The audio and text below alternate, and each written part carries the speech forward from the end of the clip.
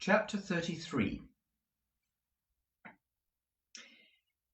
In her furred travelling dress, Estella seemed more delicately beautiful than she had ever seemed yet, even in my eyes.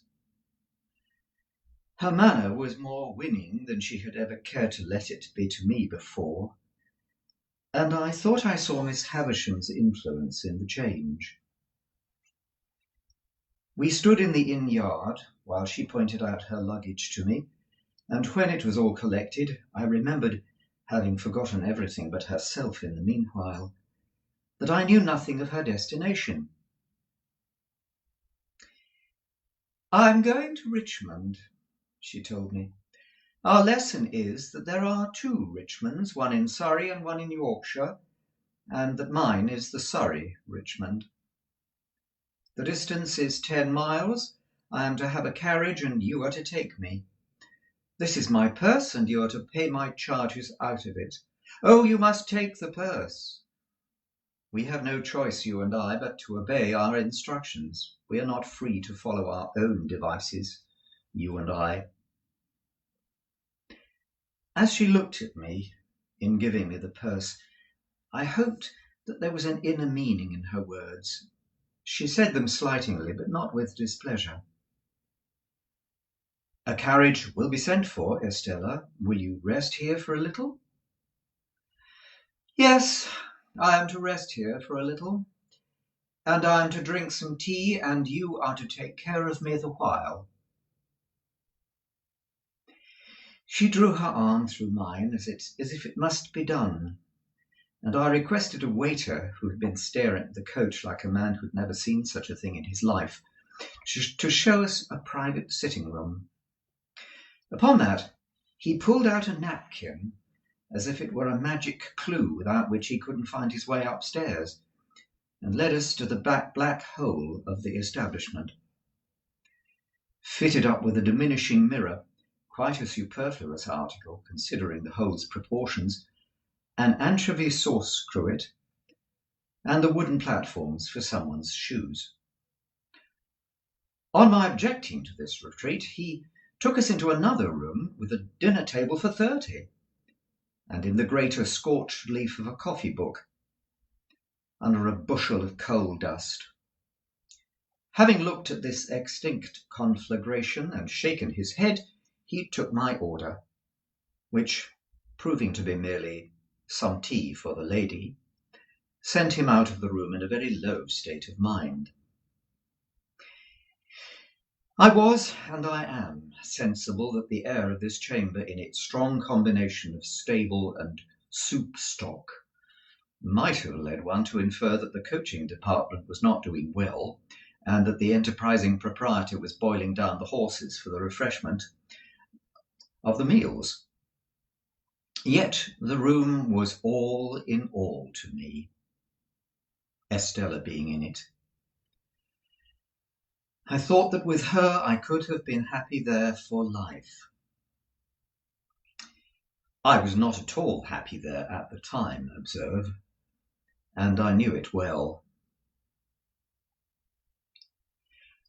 "What are you going to Richmond for?" I asked Estella. "I am going to live," said she, "at great expense, with a lady there who has the power, or says she has, of taking me about and introducing me and showing people to me and showing me to people." "I suppose you will be glad of variety and admiration." "Yes, I suppose so." She answered this so carelessly that I said, "You speak of yourself as if you are someone else." "Where did you learn how I speak of others? Come, said Estella, smiling delightfully. "You must not expect me to go to school to you. I will speak in my own way. How do you thrive with Mr. Pocket?" "I live quite pleasantly there. At least, it seemed to me that I was losing a chance." "At least," repeated Estella, "as pleasantly as I could live anywhere away from you." "Oh, you silly boy," said Estella quite composedly. "How can you talk such nonsense? Your friend, Mr. Matthew, I believe, is superior to the rest of his family." "Very superior indeed. He is nobody's enemy." "Don't add but his own," interposed Estella, "for I hate that class of man." "But he is really disinterested and above all small jealousy and spite, I have heard?" "I am sure I have every reason to say so." "You have not every reason to say so of the rest of his people," said Estella, nodding at me with an expression of face that at once was grave and rallying. "For they beset Miss Havisham with reports and insinuations to your disadvantage. They watch you, misrepresent you, write letters about you, anonymous sometimes, and you are the torment and occupation of their lives. You can scarcely realize to yourself the hatred that those people feel for you."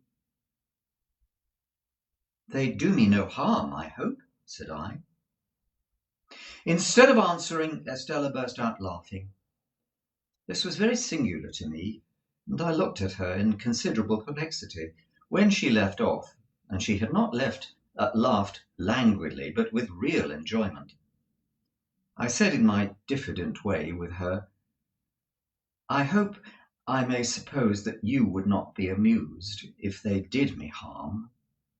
"No, no, you may be sure of that," said Estella. "You may be certain that I laugh because they fail. Oh, those people with Miss Havisham and the tortures they undergo." She laughed again, and even now, when she told me why, her laughter was very singular to me, for I could not doubt its being genuine, and yet it seemed too much for the occasion. I thought there must be really something more here than I knew. She saw the thought was in my mind and answered it. "It is not easy even for you," said Estella, "to know what satisfaction it gives me to see these people thwarted, or what an enjoyable sense of the ridiculous I have when they are made ridiculous. For you were not brought up in that strange house from a mere baby, as I was. You had not your little wits sharpened by their intriguing against you, suppressed and defenceless under the mask of sympathy and pity and what not is that soft and soothing. I had. You did not gradually open your round childish eyes wider and wider to the discovery of that imposture of a woman who calculates her store of peace of mind when she wakes up at night. I did." It was no laughing matter with Estella now, nor was she summoning these remembrances from any shallow place. I would not have been the cause of that look of hers for all my expectations in a heap. "Two things I can tell you," said Estella. "First, notwithstanding a proverb that constant dripping will wear away a stone, you may set your mind at rest that these people never will, never would, in 100 years, impair your ground with Miss Havisham in any particular, great or small. Second, I am beholden to you as the cause of their being so busy and so mean in vain, and there is my hand upon it." As she gave it to me playfully, for her darker mood had been but momentary, I held it and put it to my lips. "You ridiculous boy," said Estella, "will you never take warning? Or do you kiss my hand in the spirit in which I once let you kiss my cheek?" "What was it?" said I. "I think it must be a moment, a spirit of contempt for the fawners and the plotters." "If I say yes, may I kiss the cheek again?" You should have asked before you touched my hand. But yes, if you like. I leaned down, and her calm face was like a statue's. Now, said Estella, gliding away the instant I had touched her cheek, you are to take care of me now that I have some tea, and then you are to take me to Richmond. Her reverting to this tone, as if our association were forced upon us, and we were mere paupers, gave me pain, but everything in our intercourse did give me pain. Whatever her tone with me happened to be, I could put no trust in it and build no hope upon it. And yet I went on, against trust and against hope. Why repeat it 1,000 times? So it was, always. I rang for tea, and the waiter, reappearing with his magic clue, brought in by degrees some 50 adjuncts to that refreshment, but of tea, not a single glimpse. A tea board, cups and saucers, plates, knives and forks, including carvers, soon spoons, various salt cellars, a meek little muffin confined with the utmost proportion under a strong string iron cover, Moses in the bulrushes typified by a soft bit of butter in a quantity of parsley, a pale loaf with a powdered head, 2 proof impressions of the bars of the kitchen fireplace on triangular bits of bread, and ultimately a fat family urn, which the waiter staggered in with, expressing in his countenance burden and suffering. After a prolonged absence at this stage of the entertainment, he at length came back with a casket of precious appearance, containing twigs. These I steeped in hot water, and so from the whole of these applications extracted 1 cup of I don't know what for Estella. The bill paid, and the waiter remembered, and the ostler not forgotten, and the chambermaid taken into consideration. In a word, the whole house bribed into a state of contempt and animosity. Estella's purse much the lighter. We got into our post-coach and drove away. Turning into Cheapside and rattling up Newgate Street, we were soon under the walls of which I was so ashamed, the walls of Newgate Jail. What place is that? Estella asked me. I made a foolish pretence of at first not recognizing it, and then I told her. As she looked at it and drew in her head again, murmuring, "Wretches!" I would not have confessed my visit for any consideration. Mr. Jaggers, said I, by way of putting it neatly onto somebody else, has the reputation of being more in the secrets of that dismal place than any man in London. He is more secret in the secrets of every place, I think, said Estella in a low voice. You have been accustomed to see him often, I suppose? I have been accustomed to see him at uncertain intervals ever since I can remember. But I now know him no better than I did before I could speak plainly. What is your experience of him? Do you advance with him? Once habituated to his distrustful manner, said I have done very well. Are you intimate? I have dined with him at his private house. I fancy, said Estella, shrinking, that must be a curious place. It is a curious place. I should have been chary of discussing my guardian too freely, even with her, but I should have gone on with the subject so far as to describe the dinner in Gerrard Street, if we had not then come into a sudden glare of gaslight. It seemed, while it lasted, to be all alight and alive with that inexplicable feeling I had had before, and when we were out of it, I was as much dazed for a few moments as if I had been enlightening. So we fell into other talk, and it was principally about the way we were travelling, and what parts of London lay on this side of it, or on that. The great city was almost new to her, she told me, for she had never left Miss Havisham's neighbourhood until she had gone to France, and she had merely passed through London, then in going and returning. I asked her if my guardian had any charge of her while she remained here, and to that she emphatically said, "God forbid!" and no more. It was impossible for me to avoid seeing that she cared to attract me, and that she made herself winning, and would have won, even if the task had needed pains. Yet this made me none the happier, for even if she had not taken that tone of our being disposed of by others, I should have felt that she held my heart in her hand because she wilfully chose to do it, and not because it would have wrung any tenderness in her. She might have crushed it and then thrown it away. When we passed through Hammersmith, I showed her where Mr. Matthew Pocket lived, and said it was no great way from Richmond, and I hoped I should see her sometimes.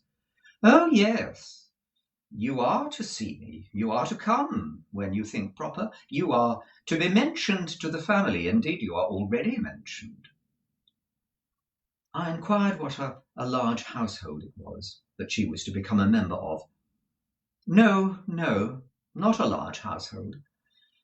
There are only two, a mother and daughter. The lady is a lady of some station, I believe, though not averse to increasing her income.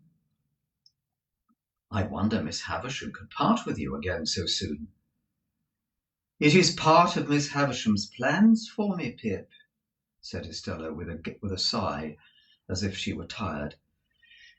"I am to write to her constantly and see her regularly and report now how I get on, and I had the jewels, for they are nearly all mine now." It was the first time she had ever called me by my name. Of course she did so purposely, and I knew that I would treasure it up. So, of course, did she.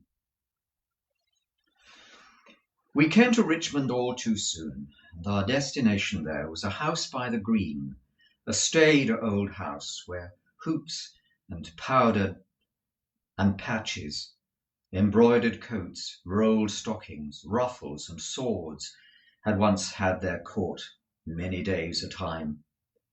Some ancient trees stood before the house, and were still cut into fashions as formal and unnatural as the hoops and wigs and stiff shirts, but their own allotted places in the great procession of the dead were not far off, and they would soon drop into them and go the silent way of the rest.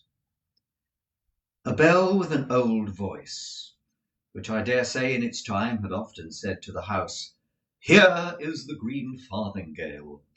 Here is the diamond-hilted sword. Here are the shoes with red heels and the blue saltire," sounded gravely in the moonlight, and two cherry-coloured maids came fluttering out to receive Estella. The doorway soon absorbed her boxes, and she gave me her hand with a smile and said good night, and was absorbed likewise. And still I stood looking at the house, thinking how happy I should be if I lived there with her, and knowing that I was never happy with her, but always miserable. I got into the carriage to be taken back to Hammersmith, and I got in with a bad heartache, and I got out with a worse heartache. At our own door I found little Jane Pocket coming home from a little party escorted by her lover, and I envied her little lover in spite of his being subject to flopsome.